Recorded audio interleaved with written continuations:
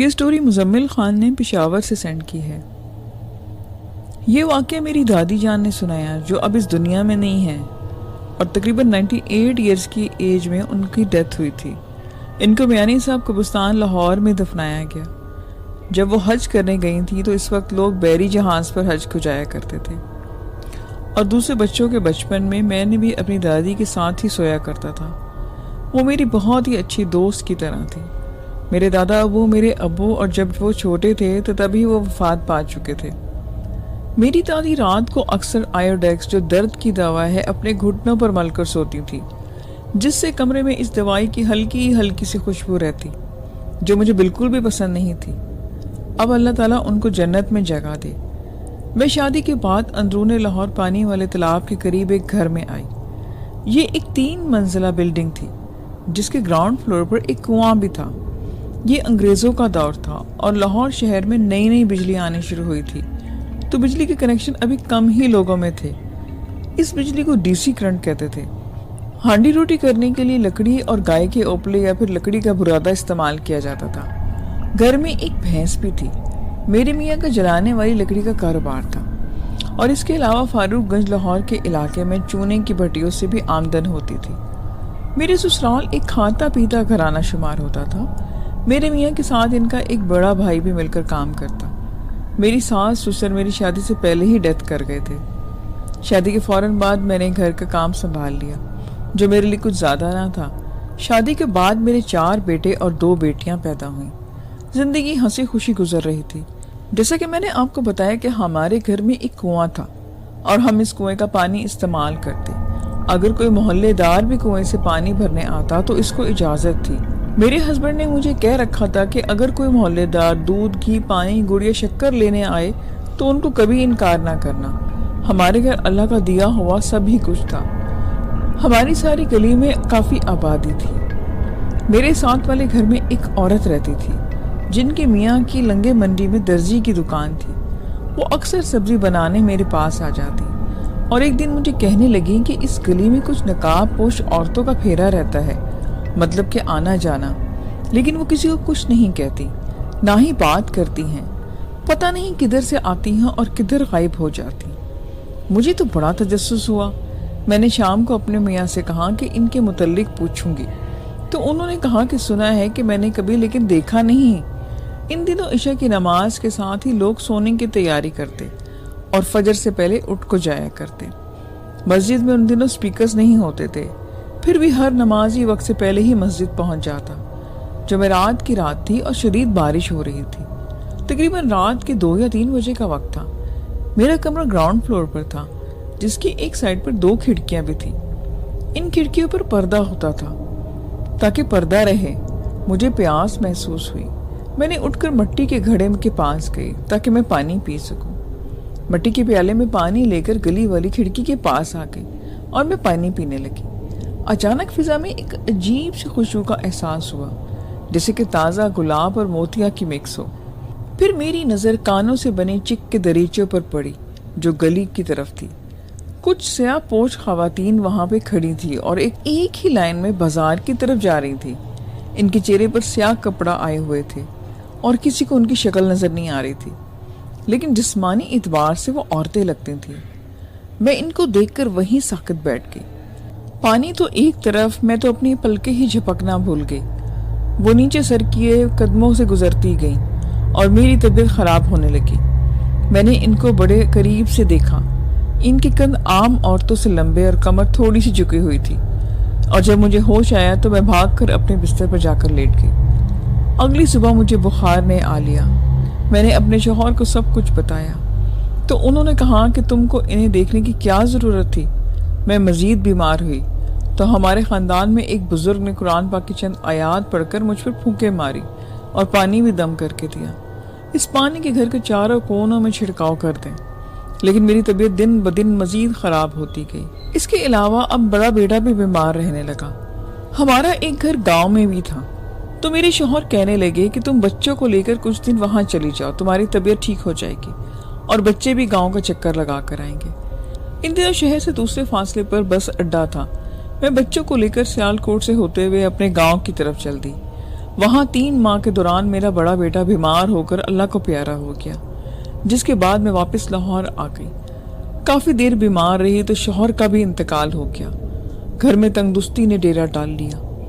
ان دنوں پاکستان بننے کی تحریک آ گئی۔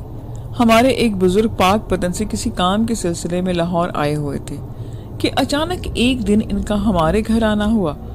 گھر کے اندر داخل ہوتے ہوئے بولے کہ گھر میں جو پانی کا کنواں ہے اس کو فوراً بند کروا دیں۔ میں نے کہا کہ حضرت اس کنویں کا پانی تو ہم پیتے ہیں اور استعمال کرتے ہیں۔ تو انہوں نے کہا کہ آپ ماشکی سے کہہ کر پانی منگوا لیا کریں، لیکن کنواں لازمی بند کروا دیں۔ میں حیران تھی کہ حضرت تو کنویں والے حصے میں گئے ہی نہیں، پھر ان کو کیسے پتا چلا کہ ادھر کنواں بھی ہے؟ خیر ہم نے کنواں اوپر سے بند کروا دیا۔ حیران کن طور پر اس کے بعد میں تندرست ہونا شروع ہو گئی اور بچے بھی اب بیمار نہ ہوتے۔ گھر میں رزق بھی قدرے بہتر ہو گیا۔ اس کے بعد میری طبیعت ٹھیک رہنا شروع ہو گئی، اور لیکن مجھے اپنے بیٹے اور اپنے شوہر کا بہت زیادہ دکھ تھا۔ یہ ایک بہت عجیب و غریب کہانی ہے جس میں ایک لڑکی کی وجہ سے سارا خاندان تباہ و برباد ہو گیا۔ ڈیرہ اسماعیل خان میں نول باغ ٹرمینل کے پیچھے کھجوروں والے باغ کے ساتھ عیسائیوں کا قبرستان ہے جس کو کورا قبرستان کے نام سے یاد کیا جاتا ہے۔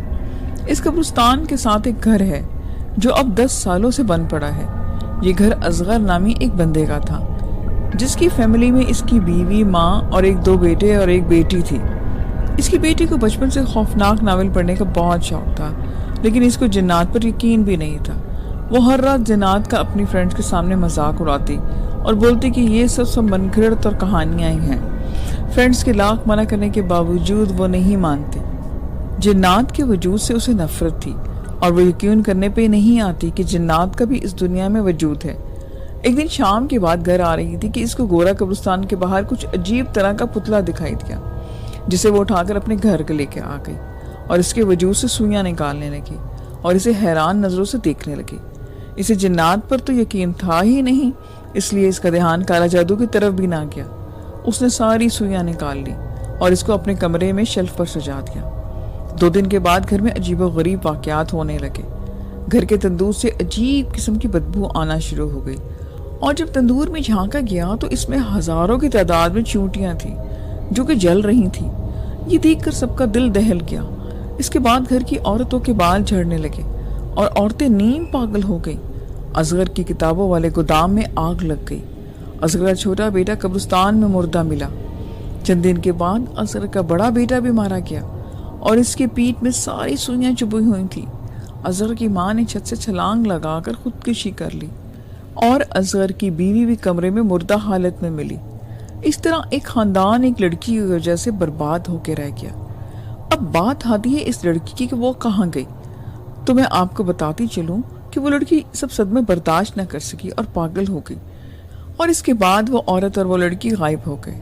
سنا گیا ہے کہ وہ عورت اور اس لڑکی کے قبرستان میں کہیں کہیں دکھائی دیتے ہیں، جس کی وجہ سے قبرستان کی 4 دیواری کر دی گئی، لیکن اب بھی ان کا وجود وہاں ہے۔ یہ واقعہ سچا ہے، اور کچھ دن پہلے میں اپنے چھوٹے بھائی اور ممانی کے ساتھ گورا قبرستان گئی اور وہاں کی گورکن کے ساتھ مسیح کی بیوی سے ملاقات ہوئی اور ساری سٹوری بھی سنائی گئی۔ یہ واقعی سچ ہے، تو پتہ چلا کہ ہاں یہ واقعی سچا واقعہ تھا۔ گورا قبرستان میں شام کے بعد اب جانا منع ہے اور دن کو اکیلے جانا منع ہے، اور وہ گھر بھی سالوں سے بند ہے، اور نول باغ کے ساتھ والی بستی دکھائی دینے والا کوئی بندہ اس گھر کی طرف نہیں آتا۔ یہ چھوٹا سا واقعہ منتصر اسدی نے سینڈ کیا ہے۔ یہ کہانی سچی کہانی ہے جو واقعہ میرے ساتھ پیش آیا۔ یہ واقعہ سردیوں کا ہے۔ میں ہر روز رات کو نانا ابو کے گھر جاتا اور جب واپس آتا تو ایسے لگتا کہ جیسے کوئی میرے ساتھ پیچھے قدم ملا کر چل رہا ہے۔ میں پیچھے مڑ کر دیکھتا تو کچھ نہیں ہوتا۔ میں یہی سمجھتا رہا کہ یہ میرا وہم ہے۔ اگلی رات کچھ اس سے بھی عجیب و غریب پیش آیا۔ مجھے پیچھے سے آواز آئی، منتظر۔ میں نے مڑ کر دیکھا تو کوئی چیز بھی نہیں تھی۔ اس رات میرے اندر ایک خوف پیدا ہوا کہ اچھا ایک اور بات، میں چھوٹے سے گاؤں میں رہتا ہوں جس کا نام کوڑے خوشاب ہے۔ میرے گاؤں کا ایک بہت بڑا قبرستان تھا اور بہت خوفناک اور بہت اونچا قبرستان، جہاں دن کو جاتے ہوئے بھی خوف آتا۔ میرے دادا ابو سلطان صاحب سے سنتے رہتے تھے کہ اس قبرستان میں ایک خوفناک چڑیل رہتی ہے۔ ہمارے گاؤں میں زوال آیا، ہمارے گاؤں میں سیلاب آیا، سارا قبرستان دریائے جہلم میں بہہ گیا۔ کٹاؤ کی وجہ سے تو گاؤں کے لوگوں کا کہنا تھا کہ جتنی بھی قبرستان کی مخلوق تھی، آسیب اور چڑیل، وہ سارے ہمارے گاؤں میں آ گئے۔ مجھے اس بات پر بالکل بھی یقین نہیں ہوتا۔ اب یہ بات کہ مجھے پہلے اس پیچھے سے آواز آئی کہ منتظر۔ اس دن کے بعد میں رات کو کم ہی باہر جاتا تھا۔ ایک دن نانا ابو کی طبیعت بہت خراب ہو گئی تو امی ابو اور نانا ابو کی تیمارداری کرنے گئے۔ امی تھوڑا جلدی آ گئی اور میں ڈاکٹر کو بلانے چلا گیا۔ وہاں بیٹھ کر جب نانا ابو کو آرام آیا تو رات کے 12 بج چکے تھے۔ میں نے سوچا کہ اب واپس گھر چلا جاؤں تو ایک بھیانک اور خوفناک واقعہ میرے ساتھ ہوا۔ ایک چھوٹی سی بچی پرانے مندر کے پاس رو رہی تھی۔ میں نے پریشان ہو گیا کہ اللہ خیر کرے، اتنی رات کو یہ معصوم بچی کیوں رو رہی ہے؟ اور جب میں قریب جانے لگا تو کیا دیکھتا ہوں کہ وہ بڑی ہوتی جا رہی تھی اور دیکھتے ہی دیکھتے وہ ایک خوفناک چڑیل بن گئی۔ سردیوں کی سرد راتوں میں مجھے پسینہ آ گیا۔ میں آپ کو چڑیل کی شکل بتاتا ہوں کہ اس کی آنکھیں باہر کو نکلی ہوئی تھی اور چہرے پر سیاہ بال، بڑے بڑے دانت اور پاؤں پیچھے کی طرف مڑے ہوئے تھے۔ چاند کی 14ویں رات تھی۔ اس کی شکل صاف دکھائی دے رہی تھی۔ میں بے بس جیسے جم سا گیا تھا اور دل ہی دل میں اللہ کا نام لے رہا تھا۔ وہ میری طرف دیکھے جا رہی تھی۔ اتنے میں ایک سفید لباس میں ایک فقیر آیا۔ اس نے کچھ پڑھا اور وہ عورت غائب ہو گئی۔ اس سفید بزرگ نے کہا کہ جو تم پڑھ رہے تھے، آج تجھے اس نے ہی بچایا ورنہ یہ تجھے مار دیتی۔ مرتضیٰ نے یہ آج کا آخری واقعہ مجھے سینڈ کیا ہے۔ یہ بالکل سچا واقعہ ہے جو میرے ساتھ آج سے لگ بھگ 8 سال پہلے بقرہ عید کے تیسرے روز ہوا۔ رات 3 بجے کے قریب ایک گاؤں تھا، اس کے راستے میں میرے ساتھ یہ پیش آیا، اور جب ہم 3 دوست گاؤں سے واپس اپنے گھر کو آ رہے تھے، اس وقت میں پنجاب میں اپنے ماموں کے گھر رہتا تھا۔ وہ گاؤں شہر کے بالکل قریب ہے جہاں میرے کچھ دوست رہتے تھے۔ ان کا وہاں پولٹری فارم بھی تھا۔ خیر شارٹ کی کہ عید کے تیسرے روز اسی پولٹری فارم پر ہم سب دوستوں نے مل کر ایک پروگرام بنایا تھا کہ سبھی دوست رات کو فارم میں اکٹھے ہوں گے اور باربیکیو کریں گے۔ جب رات ہوئی تو میں نے بھی سبھی دوستوں کو اپنے ٹھکانے میں بلا کر اکٹھا کیا اور ہم مغرب کے قریب گاؤں روانہ ہو گئے۔ کچھ ہی دیر میں ہم گاؤں پہنچ گئے۔ گاؤں کا راستہ شہر سے تقریباً 40 منٹ کا تھا۔ خیر گاؤں میں جب ہم فارم ہاؤس میں پہنچے تو وہ گاؤں والے دوست پہلے سے ہی میرا انتظار کر رہے تھے۔ انہوں نے گاؤں سے سارا انتظام کر رکھا تھا، لائٹس وغیرہ لگوا کر رکھی تھی اور باربیکیو کا سارا سامان ریڈی کیا ہوا تھا۔ تو ہم نے پھر پارٹی وغیرہ شروع کر دی۔ جیسے جیسے وقت گزرتا گیا، شہر سے اور بھی دوستوں کے فون آ رہے تھے اور شہر سے اور بھی دوست فارم ہاؤس میں جمع ہو رہے تھے۔ فارم سے اس وقت کافی محفل جمع ہو چکی تھی۔ کچھ گرلز ڈانس کا پروگرام بھی کچھ دوستوں نے ارینج کیا ہوا تھا اور ڈانس کے چکروں میں رات کے 2 بج گئے، اور جب گھڑی کی سوئی 2 پر پہنچی تو کچھ دوستوں نے اجازت چاہی، تو پھر 5 سے 6 گاڑیاں فارم ہاؤس سے شہر کی طرف روانہ ہو گئی۔ میں اور میرے ساتھ 13 دوست فارم میں میرے گاؤں والے دوستوں کے ساتھ ہی بیٹھ گئے اور ہم باتیں کرنے لگے۔ خیر رات کے 3 بج گئے۔ میں نے پھر اپنے دوستوں کے کہا کہ گاؤں والے دوستوں سے اجازت لی اور ہم ایک گاڑی میں جس میں 4 دوست تھے، پھر میں نے اپنے دوستوں کے ہمراہ گاؤں والے دوستوں سے اجازت لی۔ ہم ایک گاڑی جس میں 4 دوست جو وہی گاؤں کے ایک گاؤں سے تھے، ان چاروں کو گاڑی میں سوار ہو کر دوسرے راستے سے اگلے گاؤں جانے کے لیے نکل گئے۔ میں کیونکہ تب اسٹوڈنٹ تھا اور ماموں کے گھر پڑھنے کے لیے گیا ہوا تھا، میرے پاس تب گاڑی تو تھی نہیں، تو میں اور میرے باقی دوست 4 بائکس پر سوار ہو کر شہر کی طرف چل دیے۔ گاؤں کے درمیانی راستہ کافی ویران سا تھا اور درمیانی راستے میں ایک گندے پانی کی سیم تھی۔ سیم کے قریب ہی ایک سرکاری اسکول آتا تھا جو کہ ویران سی جگہ پہ تھا۔ اس اسکول کے بالکل بیک سائڈ پر ایک پرانا کھنڈر نما قبرستان بھی تھا۔ کہہ لیں کہ گاؤں سے تھوڑا باہر کی طرف وہ اسکول اور کالے پانی کی ڈراؤنی سے سیم کے بالکل پاس تھا۔ اور دلچسپ بات یہ تھی کہ یہ سیم اس گاؤں کے تقریباً 10 منٹ کی دوری پر ایک ایسی جگہ میں جا کر گرتی تھی جہاں انگریز دور کے بہت بڑے بڑے سے سارے کالے پانی کے تالاب ہیں، اور وہ تالاب چاروں طرف سے میلوں دور پھیلے ہوئے ہیں۔ ان تالابوں کو اگر آپ آج بھی بے شک دن کے ٹائم دیکھ لیں تو میں دعوے سے کہتا ہوں کہ آپ نہ چاہتے ہوئے بھی ایک بار ضرور خوف میں مبتلا ہو جائیں گے۔ ایک بہت ہی عجیب سی وحشت ہے اس جگہ میں، یقین کریں کہ میں بیان نہیں کر سکتا۔ خیر کیونکہ اس رات بہت سردی تھی اور کافی حد دھند بھی پڑ چکی تھی، تو میں بائک کے پیچھے بیٹھا ہوا تھا اور منہ میں چادر اوڑے اپنے دوست کے ساتھ ٹیک لگا کر جیسے سو گیا تھا۔